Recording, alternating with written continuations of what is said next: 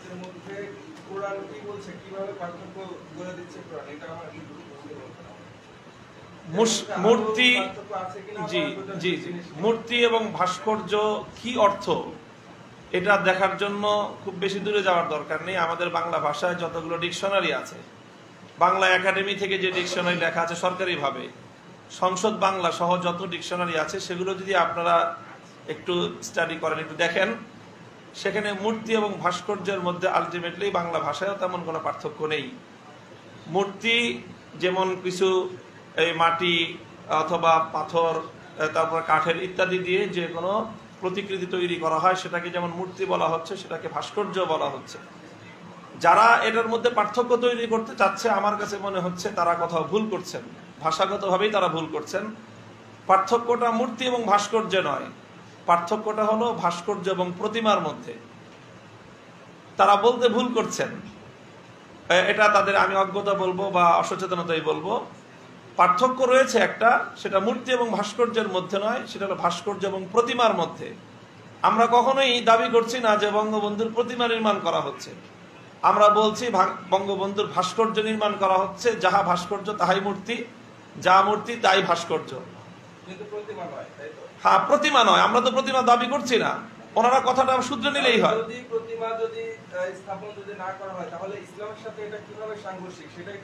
ইসলামের সাথে সাংঘর্ষিক স্পষ্ট। যদি প্রতিমা হয় এবং প্রতিমাকে যদি কেউ পূজা করে তাহলে সেটা হয় শিরক। কিন্তু যদি কেউ মূর্তি নির্মাণ করে, মূর্তি এটা এমন একটা সংস্কৃতি যেটাকে ইসলাম কোনোভাবেই অ্যাকসেপ্ট করে না। আল্লাহ রসুল সাল্লাল্লাহু আলাইহি ওয়াসাল্লাম যখন মক্কা বিজয় করলেন, বাইতুল্লাহ শরীফের মধ্য থেকে যেই মূর্তিগুলোকে অপসারণ করেছেন, সবগুলো মূর্তিকে পূজা করা হতো না। মূর্তি এগুলো পূজার জন্য ছিল না, সেগুলো বিভিন্ন সাংস্কৃতিক ভাবে তারা সেগুলোকে স্থাপন করেছিল। সেখানে আল্লাহর নবীর পূর্বপুরুষ হযরত ইব্রাহিম আলাইহিস সালামেরও একটা মূর্তি ছিল, ইসমাইল আলাইহিস সালামেরও মূর্তি ছিল। আল্লাহ রাসূল সাল্লাল্লাহু আলাইহি ওয়াসাল্লাম সেই মূর্তিকে ভেঙেছেন এবং বলেছেন যে এটা বাতিল, এবং এই বাতিল অপসারণ করার জন্যই আল্লাহ আমাকে পাঠিয়েছেন। ইসলাম এসেছে, কোরআন এসেছে। কাজেই মূর্তি নির্মাণ এবং বিশেষত জাতীয়ভাবে, রাষ্ট্রীয়ভাবে এইভাবে কোনো মূর্তিকে নির্মাণ করা, কোনো মানুষের অবয়ব বিশিষ্ট, সেটা এখানে ব্যক্তিটা মৌলিক বিষয় নয়। আমরা এই ভাস্কর্যকে নির্মাণ করা, এটা ইসলামী সংস্কৃতি কখনোই যায় না। সংস্কৃতিটাই হলো ওই ধর্মাবলম্বীদের সংস্কৃতি, যারা মূর্তি পূজক, তাদের সংস্কৃতি এটা। হ্যাঁ, যদি কেউ মূর্তি বানিয়ে পূজা করে সে হয় মুশরিক, আর কেউ যদি মূর্তি বানায় পূজা না করে তাহলে সেও মুসলমানদের মধ্যে সবচেয়ে বড় পাপিষ্ঠ। হাদিসে পরিষ্কার বলা হয়েছে, যারা মূর্তি নির্মাণকারী কিয়ামতের দিন তারা সবচেয়ে কঠোর শাস্তির সম্মুখীন হবে। এবং হাদিসে এটাও আছে, যে ঘরে মূর্তি থাকে, ভাস্কর্য থাকে, সেখানে আল্লাহর রহমতের ফেরেশতা আসে না। কাজে জাতীয়ভাবে যদি ভাস্কর্য স্থাপন করা হয় তাহলে দেশ এবং জাতির উপর থেকে আল্লাহর রহমতকে বিদূরিত করার একটি রাষ্ট্রীয় উদ্যোগ নেওয়া হচ্ছে। কাজে আমরা এই বিষয়গুলি জানার সত্ত্বেও সরকারকে, রাষ্ট্রকে এ ব্যাপারে সতর্ক করব না, এটা আমাদের ইমানি দায়িত্ব হতে পারে না। আমাদের ইমানি অবস্থানের সাথে, দায়িত্বশীল অবস্থানের সাথে এটা সঙ্গতিপূর্ণ হয় না। আমার দুইটা প্রশ্ন। এক হলো, যদি সরকারের কাছে কি আপনাদের আবেদন বা দাবিটা জানিয়েছেন আনুষ্ঠানিকভাবে, মানে সম্মেলন ছাড়া কোনো নেতৃবৃন্দের সাথে কথা বলে?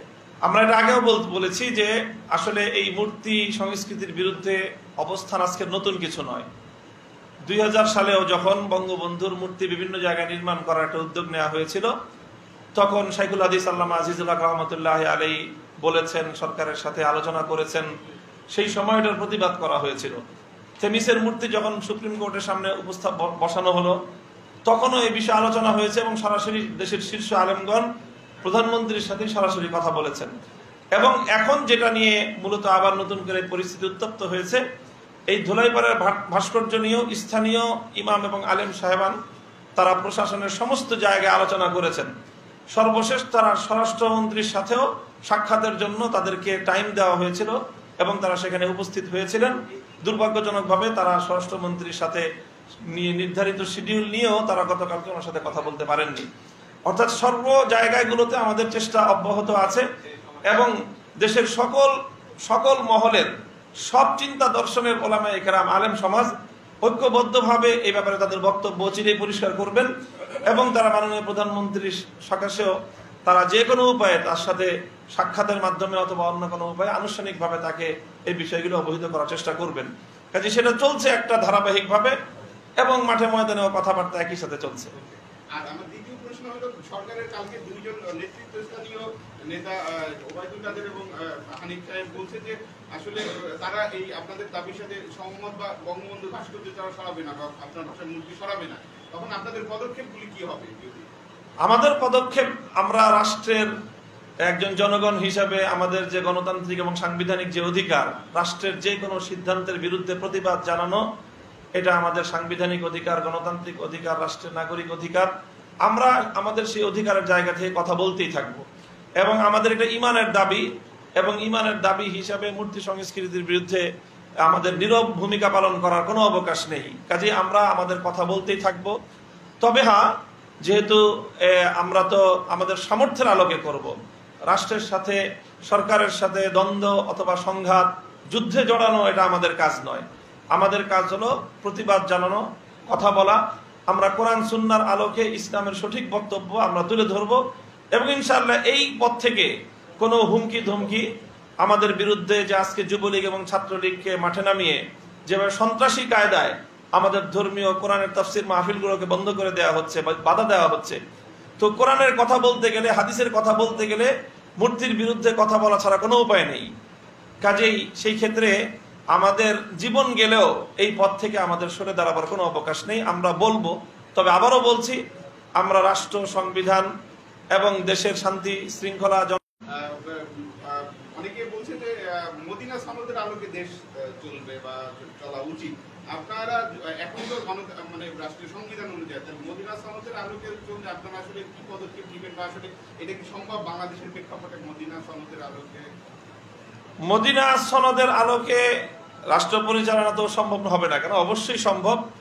মদিনা সনদ ইসলামের প্রাথমিক যুগের একটা সনদ ছিল, যখন আল্লাহ রাসূল সাল্লাল্লাহু আলাইহি ওয়াসাল্লাম মদিনায় গিয়ে বিভিন্ন জাতি গোষ্ঠী নিয়ে একটি রাষ্ট্রীয় কাঠামো তৈরি করা, প্রাথমিক ভিত্তি নির্মাণ করেছেন। সেই কাঠামো অনুযায়ী অবশ্যই দেশ এবং জাতি চলতে পারে এবং সেখানে অবশ্যই মৌলিক ক্ষেত্রে, নীতি নির্ধারণী কোনো ক্ষেত্রে কোরআন সুন্নাহ বিরোধী কোনো পদক্ষেপ নেওয়া রাষ্ট্রের পক্ষে সম্ভব না, যদি মদিনা সনদ বাস্তবায়িত হয়। কাজে আগামী শুক্রবারে শাহবাগে আপনাদের এবং চরমনাইয়ের মিলিত একটা মানে প্রোগ্রাম আছে, সেক্ষেত্রে আবার মাওলানা নাসিরউদ্দিন সাহেব উনি আবার একটা ফেসবুকে পোস্ট দিলেন যে এটা সত্যতা নেই, কিন্তু এটা আপনাদের ক্ষেত্রে কতটুকু মানে? না, আমরা এরকম শাহবাগে কোনো কর্মসূচি ঘোষণা করিনি। মানে ফেসবুকে বিভিন্ন পেজ এবং গ্রুপগুলোতে এটা ফেসবুকে তো অনেক কিছুই প্রচার হয়, সেগুলোর তো ভিত্তি থাকে না। সাহেব, আমি আরেকটা প্রশ্ন করতে চাই, সেটা হচ্ছে যে বাবুল নবী সাহেব বলেছেন যে মূর্তি যদি স্থাপন করা হয় বা ভাস্কর্য যদি স্থাপন করা হয় তাহলে সেটা সরে ফেলে দেওয়া হবে। আর আপনি বললেন যে সরকারের সাথে যুদ্ধ ঘোষণা হয়, তাহলে দুইজনের বক্তব্য কিন্তু একটা সাংঘর্ষিক হয়ে যাচ্ছে, সেটা ব্যাখ্যা করবেন? না, এটা সাংঘর্ষিক না, এটা রাজনৈতিক একটা স্ট্যান্ড। আমাদের সামর্থ্যের আলোকে আমরা সর্বোচ্চটা করব। তো যুদ্ধ করাটা আমাদের সামর্থ্যের মধ্যে পড়ে না, সরকারের সাথে সংঘাতে জড়ানো এটা আমাদের সামর্থ্যের মধ্যে পড়ে না। আমরা আমাদের সামর্থ্যের আলোকে সর্বোচ্চ চেষ্টা করব এবং যদি কোনোদিন আমাদের রাজনৈতিক, আইনগত এবং সাংবিধানিক অধিকার সেভাবে প্রতিষ্ঠিত হয়, সেদিন আমরা অবশ্যই সকল ভাস্কর্য অপসারণ করব। বারবার একটা কথা বলতেছেন যে বিভিন্ন মুসলিম দেশেও এই ভাস্কর্যগুলো আছে, তাহলে ওইখানে কেন বিরোধিতা না করা হয় না, কেন এখন আপনাদের বাংলাদেশে কেন আপনারা এটাতে বিরোধিতা করতেছেন? বিভিন্ন মুসলিম দেশে অনেক ভালো কিছু আছে, অনেক খারাপ কিছু আছে। অনেক মুসলিম দেশে অনেক খারাপ কাজ হয়, তো সেই দেখে দেখে যেখানকার যে খারাপ কাজগুলো, সেই সকল আদর্শগুলোকে আমদানি করতে চাওয়াটা, এটা কোনোদিন কোনো বুদ্ধিমানের কাজ হতে পারে না। যে সকল মুসলিম দেশগুলোতে ভালো আদর্শ আছে, ইন্দোনেশিয়ার কথা বলা হচ্ছে, ইন্দোনেশিয়ার কোনো কোনো প্রদেশে ইসলামী শরিয়ার অনেক আইন চালু আছে, সেগুলো কোনোদিন শোনা যায় না যে বাংলাদেশে আমদানি করা দরকার। সৌদি আরবের দৃষ্টান্ত টানা হয়, সৌদি আরবে কোরআনের কতগুলো আইন সেখানে বাস্তবায়িত আছে, সে আইনগুলো কোনোদিন এখানে আমাদের এখানে আমদানি করা বলা হয় না। সৌদি আরবে কোনো দোকানে পুতুল বিক্রি হলো, সেই পুতুল বিক্রির দৃষ্টান্ত টেনে বাংলাদেশে মূর্তি সংস্কৃতি প্রতিষ্ঠা করার দৃষ্টান্ত টানা হয়। এটা আমি মনে করি, আমি যদি সারা পৃথিবী থেকে খুঁজে খুঁজে সমস্ত বাজে দৃষ্টান্তগুলোকে অনুসরণ করি, তাহলে একটি বাজে জাতি হিসেবে বাংলাদেশকে বিশ্বের দরবারে রিপ্রেজেন্ট করা সম্ভব হবে। থ্যাংক ইউ, জাযাকুমুল্লাহ। এই সাংবাদিক ভাইদেরকে একটু আপ্যায়ন